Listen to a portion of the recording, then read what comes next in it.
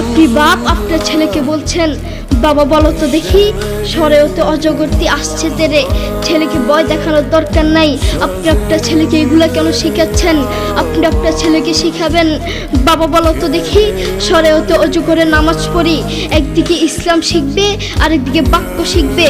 আপনি আপনার ছেলেকে কিছু কবিতা শিখাচ্ছেন, বাবা বলো তো দেখি ওই দেখা যায় তাল গাছ, ওই আমাদের গা, ওইখানেতে বাস করে কানা বগিচা। ও বগিটি খাস কি, পান্তা ভাত চাষ কি, পান্তা আমি পাই না, পুঁটি মাছ পান্তা আমি খাই না, পুঁটি মাছ পাই না। একটা যদি পাই ধরে গাবুস কুবুস খাই, গাবুস কুবুস খাওয়া লাগবে না। আপনি বলেন আপনার ছেলে এটা থেকে কি শিখলো? আপনি আপনার ছেলেকে এগুলা কেন শিখাচ্ছেন? আপনি আপনার ছেলেকে বলবেন, বাবা বলো তো দেখি ওই দেখা যায় কবর, ওই আমাদের ঘর, ওইখানেতে থাকতে হবে অনেকটা বছর। ও কবর তুই চাস কি, নেককার লোক পাস কি, নেককার লোক পাই না। একটা যদি পাই ধরে জান্নাতে ঢুকে, ঠিক কিনা?